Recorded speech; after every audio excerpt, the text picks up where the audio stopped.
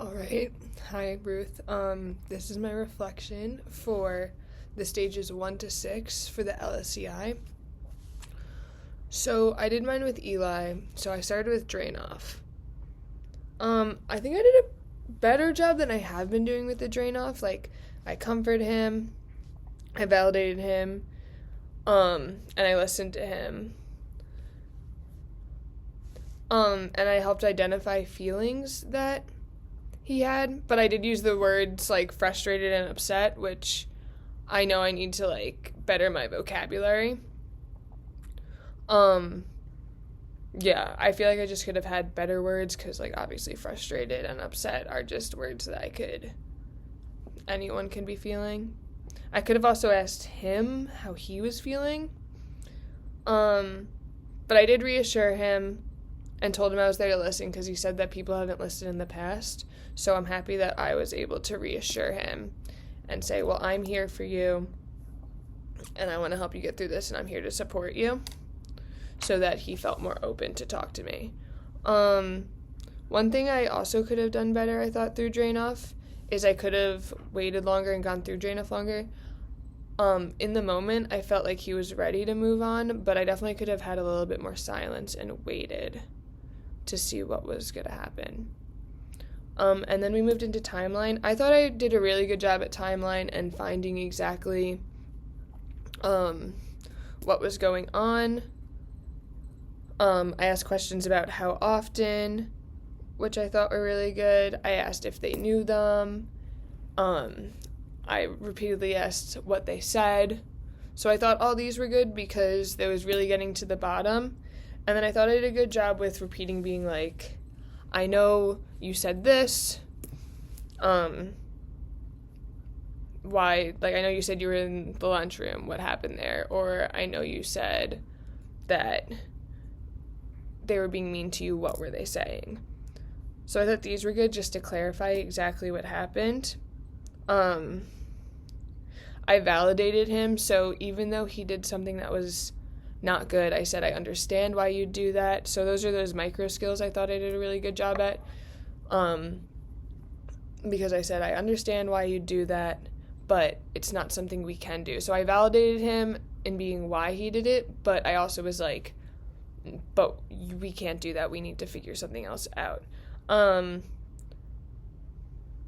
And then I reassured him again that I was there to listen because he said those teachers haven't listened to him in the past, so I really wanted to make sure I did that.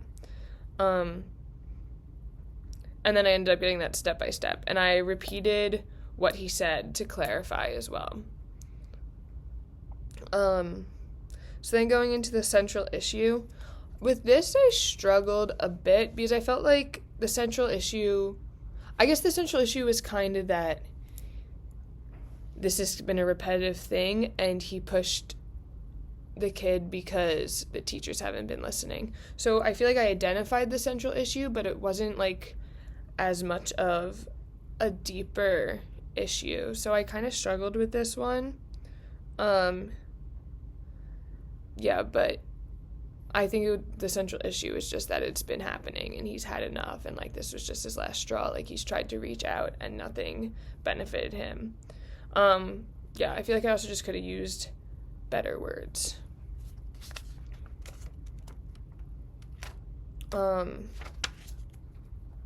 Yeah, I just feel like I could have used better words. I think I used a lot of the word frustrating again a lot. And like I validated him that I understand, but just better words. Getting into the insight. This I struggled with also because my first instinct for the insight would be to go tell a teacher. But, well, hold on. Nope, that's new skills. Hold on a second. So for the insights where the student identifies like that they feel remorse. The student did identify it wasn't the best idea for the situation, and I thought I did a good job at getting there because I asked him, like, I said, I understand why you're doing that, but do you think that was the best solution? And he said it was.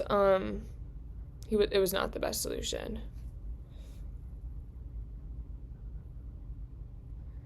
Yeah, and then I reassured him that I want to help him because, again, he said in the insight that the teachers have not been listening to him.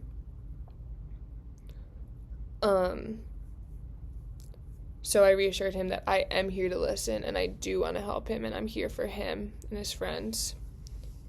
Yeah, I explained my intentions, that I'm here to help him. And then I had him reflect on past experiences and what happened there. And it's not a reoccurring issue, but so he basically said it wasn't a reoccurring issue, but it's happened before when people, like, in the same situation. So he understood that he cannot do that, but it's also not something that he always does. But when it gets to that point, that we need to find a new solution. And then when it got to talking about exactly, like, a solution, I think, well, so this I was also confused with, well, not confused, but, so the teacher said, so he said that he identified something, he ended up identifying, because I said, like, if this has happened in the past, what have you done to solve the situation? Because did it keep going on? He said no. So he identified something that an old teacher said, so this is him coming up with a solution, because it's not something I came up with, but it may not be intrinsically motivated because he's hearing it from someone else in the past, but he did say it worked, so hopefully he gets that motivation from it working in the past and that works. So then we move into, and I think I did a good job with guiding that because I didn't give him an exact solution, but then moving into, like, new skills, we started going over what he'd say and what he'd do. And he gave a good solution to say, don't do that, but I think I was very quick to be like, yeah, that's a good idea, or you can do this, and give him my second sense, when I could have asked him, what else do you think you can do? What else would, like, you want to do in that situation? I could have asked him those questions instead of automatically giving him what I think he should do. But then I also gave him another scenario, and I said, what would you do if they don't stop? And then I automatically gave a solution. I didn't really let him give what he would do. I was more just like, well, if you're in this situation, what would you do? I would do this. When I should have said, what would you do? And then waited for his response. I feel like I started getting kind of wordy at the end and just, like, giving him a lot of solutions instead of having him decide the solutions for himself, as well as just process it. Because I know if I was him and I was giving a bunch of solutions like that, it all, like, jumble into one. So I feel like I should have just gone one solution at a time and talked him more out. And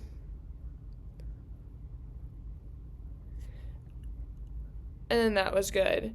And then that's when we went into the transfers. So the transfer to learning and going back into the situation. So I think I did a good job with this. I asked him where he was. I told him how much time he had left, and I asked him if he was comfortable with where he was in the situation, and I gave him options of where he could go. So I said he could stay there to the end of class, and that's what he was most comfortable with. And then I did ask him, and I let him stay to the end of class, and I thanked him for coming and listening to me, and I reassured him that I was going to talk to those other kids. Going back to new skills, though, I also liked how I said that the student, that, like, I talked to a lunch lady so they were aware of the situation, because this is also going to reassure him that we all have his back and not just me, because I can't always be there. So I liked that I always said that, like, the lunch ladies are going to have his back and they'll help him get to a place where he feels more comfortable. As much as I don't like that I gave so many solutions all at once and, like, threw them at him, I like that I gave him multiple solutions of what to do, so he's not stuck with, the one option, I don't want to do that, I don't feel comfortable. so now I'm going to sit here and deal with it and then get mad again. I like that I changed it. So I like that I gave him multiple options so he could choose for himself what he wanted to do. But yeah, that's my reflection. I really actually enjoyed the LSCIs though, because I feel like they're very valuable for dealing with our AP kids. And I feel like it was a skill that I was lacking, and I feel like even though I know I'm not even close to that perfection of them, and I don't think anyone could ever be, I like that I now have more of a resource, and I'm not going to just freeze in the situation, because before I feel like I'm just like, well, just deal with it. But obviously I can't say that. And now I have more solutions. So thank you. I thought this was very valuable. Have a good holiday, Ruth.